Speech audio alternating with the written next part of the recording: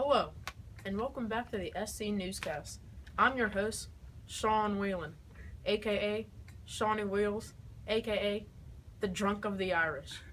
On today's broadcast, we will bring in 3 special guests, one from the north, one from the south, and one from the west. Now, they will each be discussing their sectional differences. You better watch how you say that. Those kids at home might think you're saying sexual. We don't want that happening. Now, first, let's bring in George Hicks from the West. Welcome to the show, George. Yeah, thank you. It's good to be here, Shawnee Wheels. You know, ever since I saw you get angry on the television, I haven't stopped watching you. Well, the kids should learn how to read the book. It's there for a reason. First, can you tell the viewers at home what you do for a living? Well, I just moved here from Vermont to Indiana. I live on the Wabash River, and I just farm here with my son. Daddy, I like to hunt. Okay, that's nice, Jimmy Wang. What do you do for entertainment? Well, me and my son, we like to hunt. Hunt. Yes, we like to hunt in our free time. Okay. We like hunting a squirrel. I like shooting a squirrel. I get real good. I'm like, hey, yo, Pa, there's a squirrel. All right, Jimmy Wang. Okay, Pa. That's enough. George, Sorry about that, Pa. what religion are you?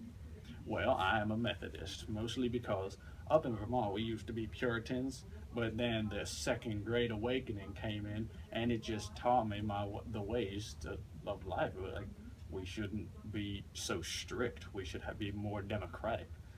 It's not predestination or any of that. We get to choose if we can go to heaven or not. Interesting. Now, have there been any reform movements that you have supported? Yes, like I just said, the Second Great Awakening, that's a reform movement. I think that really affected us, me and my son. Jimmy Wang, I don't like that. I like shooting my squirrel. Right. Now, what did you feel about the Indians? Oh, yes, the Indians. Oh, man. I did not like the Indians. That old common man, old yellow, Oh, Hickory, Pa. oh, that's right, old Hickory. That old Hickory, he got the Indians out, and I was real happy. They were encroaching on my land and trying to take my land, and that just wasn't cool. And whenever they got removed, you were happy. Oh, yes, I was very happy when they removed the Indians to the Trail of Tears or whatever. Well, George, thank you for your time. Oh, thank you for having me. We'll see you a little later. Next, let's bring in James Watson from the North. Welcome to the show, Mr. James Watson. Thanks for having me, Sean. Uh-huh. So, what do you do for a living? I own a textile mill in Pawtucket, Rhode Island, and I'm looking to expand my company right now. Interesting. What do you do for entertainment or leisure time? I like to read, like newspapers or just books. Uncle Tom's Cabin, it's a good read. I recommend it. I also like to invest my money, or my father's money, since he started the mill, because I want to expand my company so more money would help me expand it. Interesting. What religion are you, if you don't mind me asking? No, I'm a Protestant Christian. Ever since my family came over here as Protestants, that's what I've believed. I read the Bible a lot, and the Second Great Awakening has really revived my relationship with God. Thank you. What reform movements, if any, do you support? I support transcendentalism. I like to consider myself an intellect, so I like to read a lot, keep my mind sharp. Interesting. What type of books do you read? Are you familiar with Uncle Tom's Cabin? In fact, I am. It's my favorite book. It really enlightens everyone on all the evils of slavery. How about Thoreau or Emerson? I'm a fan of those guys too. I'll read anything. I'll even read the newspaper. Interesting. Moving on. What major events have been important to you in your lifetime? Recently there was a potato famine in Ireland, and it doesn't seem like that would influence me a lot, but it has caused a lot of Irish people to come over here to America, and more specifically Rhode Island, where they're taking up a lot of my jobs. Since they're so poor, they'll work for any wage, so I can pay them really cheap. The Irish. Aren't those the groups of people who like to drink beer? They do. In fact, they're the reason I'm so in favor of the temperance movement. They're always showing up to work drunk, so hopefully they'll stop that. Well, my nickname is the Drunk of the Irish, so I've heard. I think I would get along just well with those Irish immigrants, but I guess we'll just agree to disagree. Have there been any other major events that have influenced you in your lifetime? I was pretty influenced by the Missouri Compromise. The addition of Maine as a free state was pretty helpful because I'm trying to expand my mills into Maine. Interesting. And once you expand your mills, will that help you economically? Oh, definitely. It'll help me make more product to sell to more people. Interesting. Well, the best of luck to you on that. Thank you. I've also been very influenced by the transportation revolution, since it's becoming so much easier with railroads and canals to ship products south and west. It's making so much money for my business, so I can ship all my textiles all across the country and make a lot more money. Interesting. So industrialization has helped you. Absolutely. Well, thank you for answering some questions. We'll see you a little later on in the show. Now, for the kids at home, let's bring in Richard Fitzhugh, a welcome gentleman from the South. When we get back from the break, we're going to bring in Richard Fitzhugh, a welcome gentleman from the South. Let's hear a few words from our sponsors.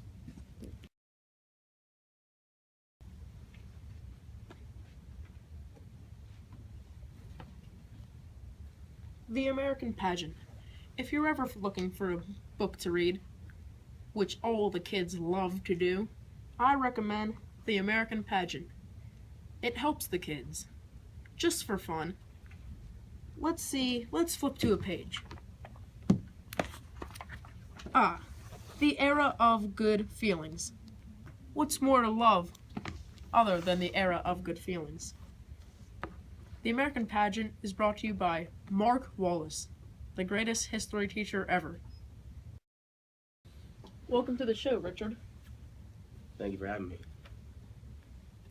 Now, go ahead and tell me what you do for a living.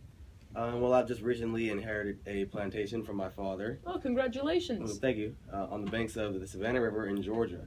About 3,000 acres wide, and, that'd be a good start up on my plantation. Oh, very nice, very nice.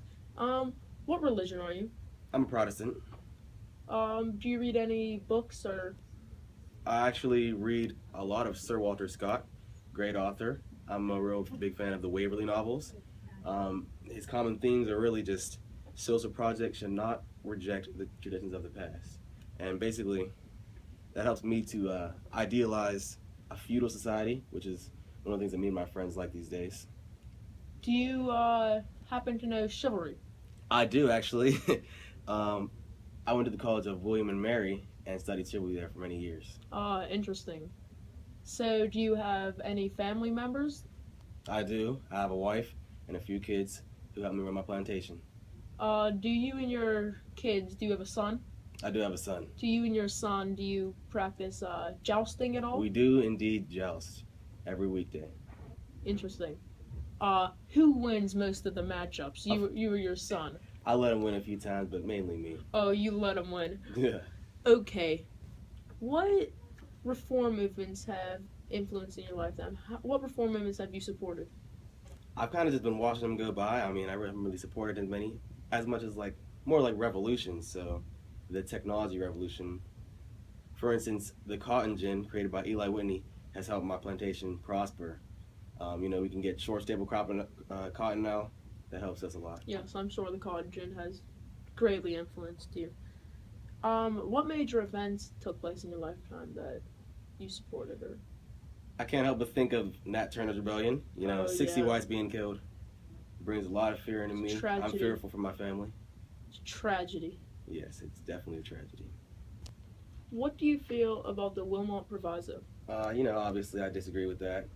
I don't really feel that, California or any other lands gained from Mexican cession should be free. I feel like too many places are becoming free these days. You feel there's going to be an uneven balance of Yes, free and slave states? I definitely feel that way. How about the Compromise of 1850? The you big know, one by Henry Clay. Yes, definitely I have a few mixed feelings about that. For instance, I love the fugitive slave law. That's going to help me be able to monitor my slaves better. But I would have to disagree with having California be free. I want to actually bring my slaves there, maybe mine some gold for a little bit, help bring up some more income. So I don't feel that's a good idea. Interesting. One more question. Have there been any styles that you like? I see this is a good is that polo by Ralph Lauren? This actually is PJ Walsh, one of the main tailors that me and my plantation owner friends happen to be wearing. Well, you look very sharp. Thank you, sir. Appreciate that.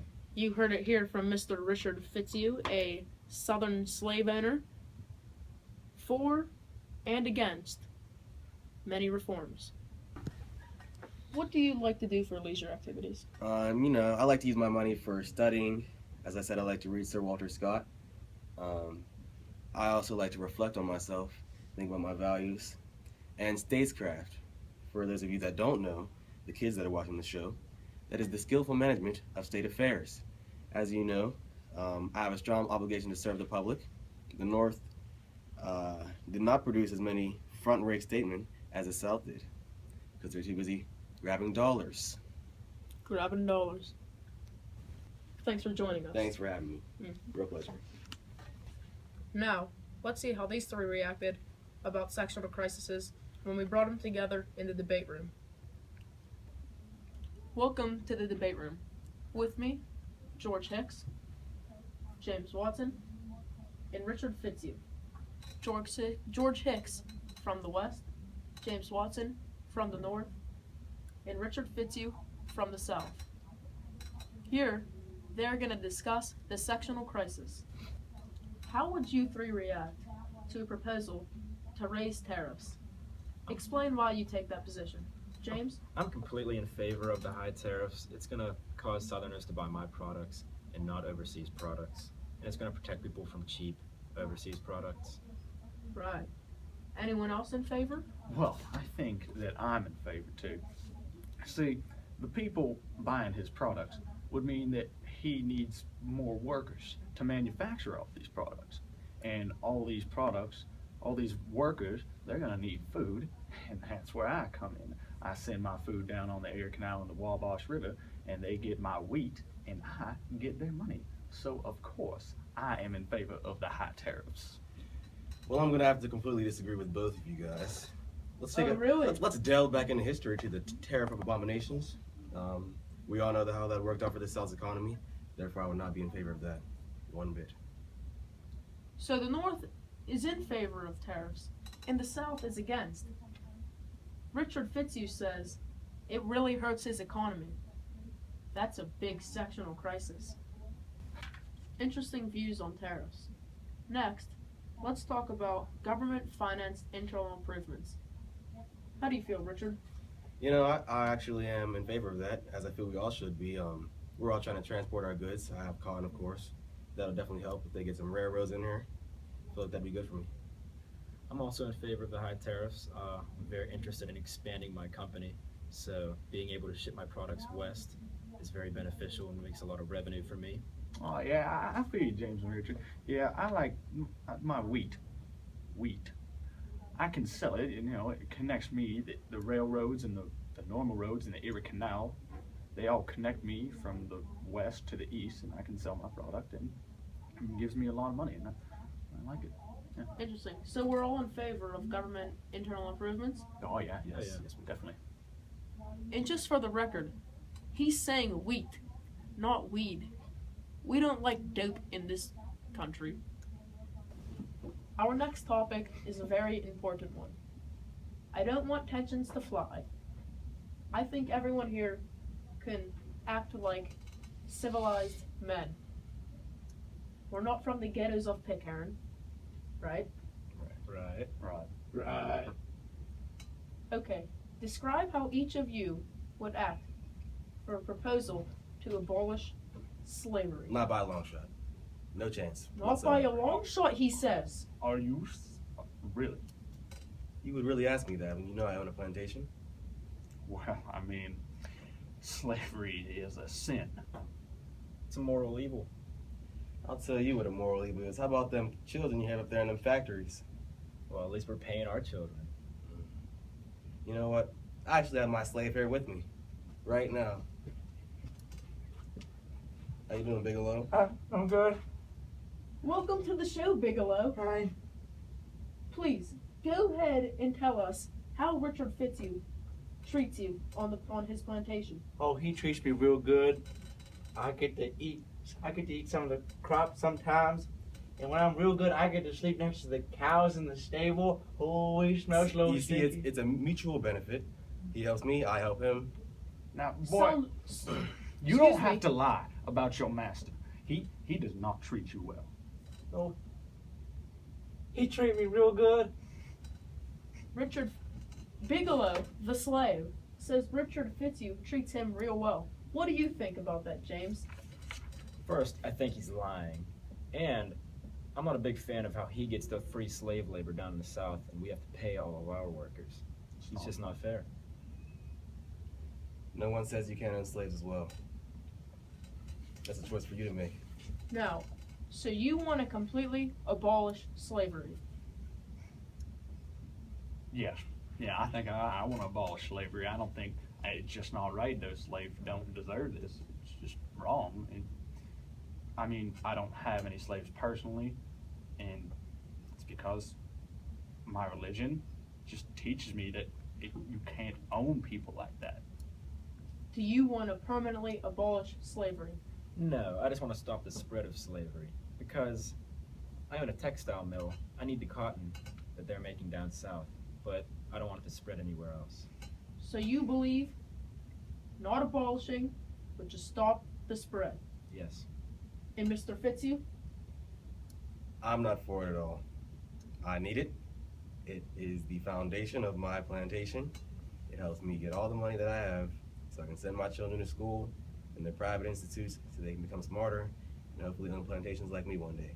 So, what you're telling me is that your slaves pick the cotton and that gets you economically stable? Yes. No. All right, no. They cannot be happy. They are happy. Are you happy, Bigelow?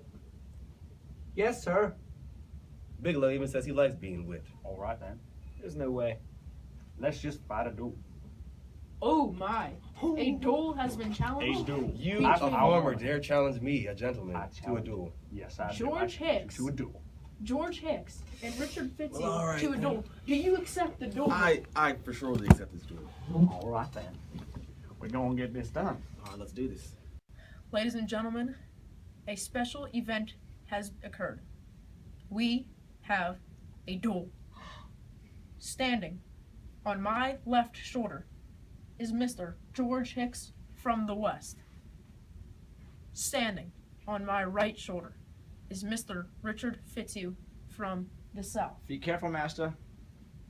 Thank you, Bigelow. Now, it's time. All right, let's do this.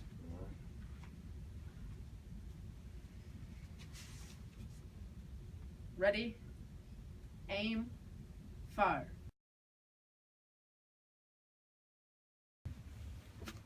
Thank you for joining into today's broadcast. We talked in depth about the sectional crisis. 3 special guests arrived from the North, from the South, and from the West. We talked about internal improvements.